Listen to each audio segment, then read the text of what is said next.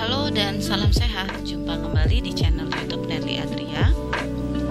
Topik di video berikut adalah latihan soal untuk mata pelajaran keterampilan dasar tindakan keperawatan atau yang disingkat dengan KDTK untuk siswa-siswi SMK Kesehatan jurusan keperawatan. Soal pertama. Penyakit yang ditandai oleh hambatan aliran udara di saluran nafas yang bersifat progresif non-reversible atau reversible parsial, yaitu jawaban yang tepat di sini adalah B, yaitu COPD yang merupakan kepanjangan dari chronic obstructive pulmonary disease atau yang sering juga disingkat dengan PPOK, penyakit paru obstruktif kronik. Soal berikutnya, infeksi yang mempengaruhi paru-paru baik dalam saluran udara yang besar atau dalam kantong yang kecil disebut. Jawaban yang tepat adalah emfisema adalah kondisi di mana kantong udara di dalam paru-paru secara bertahap hancur.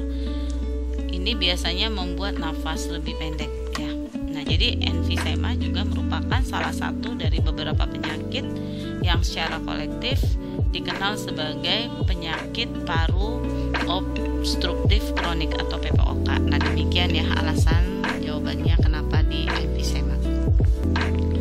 Terdapatnya udara bebas dalam ruang antar pleura dan merupakan suatu keadaan gawat darurat adalah, yang tepat di sini adalah pneumotoraks. Nah, seperti kita ketahui kan, pneumotoraks ini adalah suatu keadaan di mana terdapat udara bebas dalam ruang antar pleura.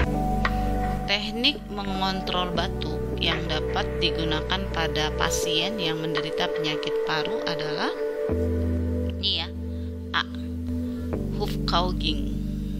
Seperti kita ketahui bahwa definisi dari Hufkauging adalah teknik mengontrol batuk yang dapat digunakan pada pasien yang menderita penyakit paru-paru. Contohnya itu adalah COPD atau PPOK tadi, bisa juga pada emfisema, kemudian bisa juga pada fibrosis. Nah, ya, itu jawabannya.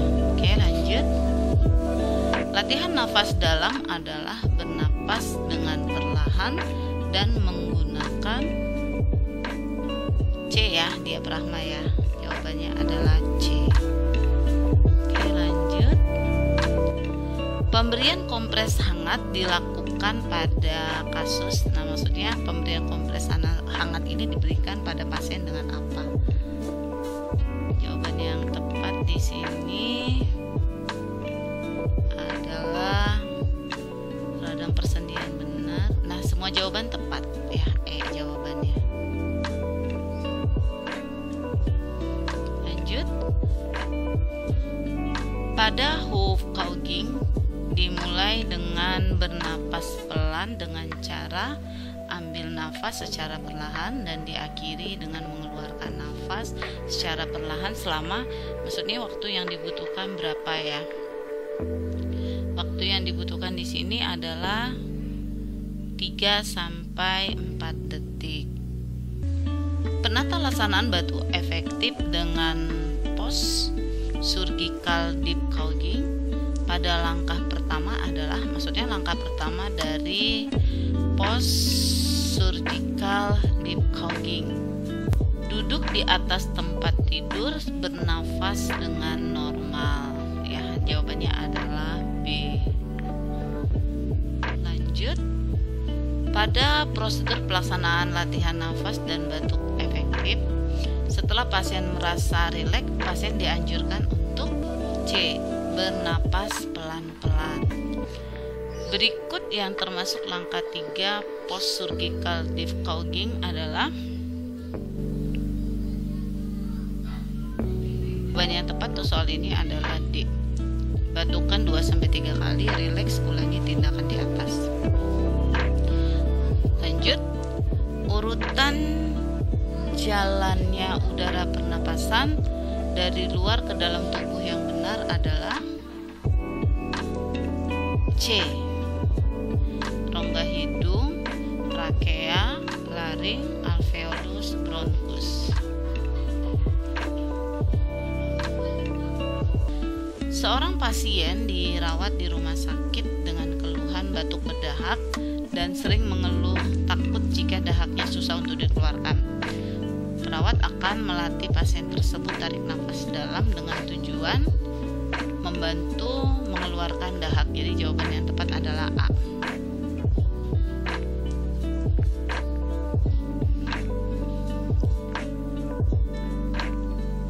Indikasi diberikannya latihan batuk efektif adalah indikasi. Jadi ini boleh dilakukan batuk efektif ini pada kasus apa?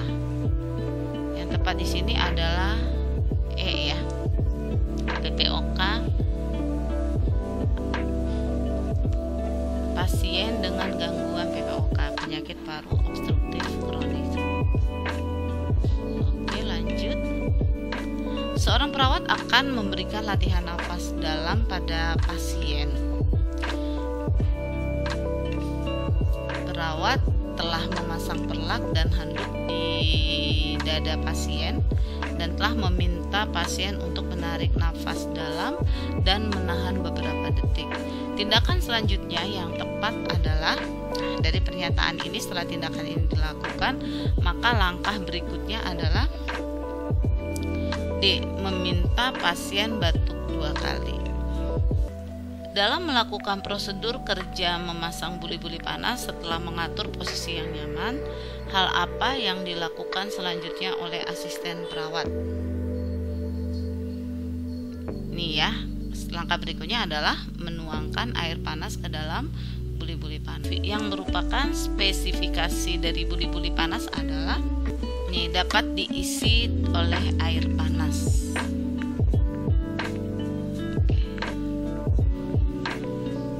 Lanjut, berikut yang termasuk dari tahap kerja adalah, maksudnya dari tindakan yang kita lakukan di tindakan keperawatan. Nih ya, C ya, gunakan sarung tangan.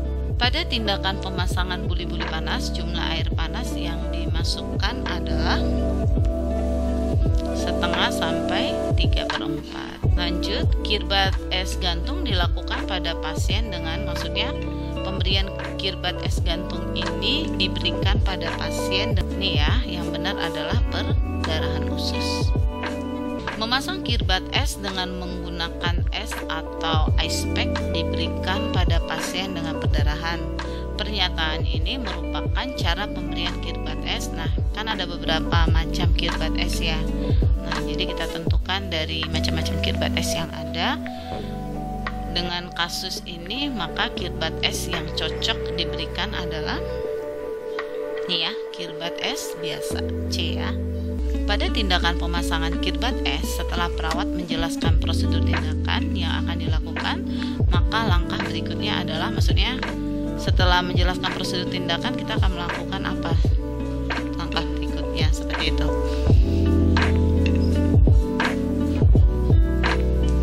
Yang benar adalah A ya, menanyakan persetujuan klien, apakah klien bersedia atau tidak. Lanjut, tindakan keperawatan menjelaskan waktu dan lamanya tindakan, masuk ke dalam tahapan tahap orientasi.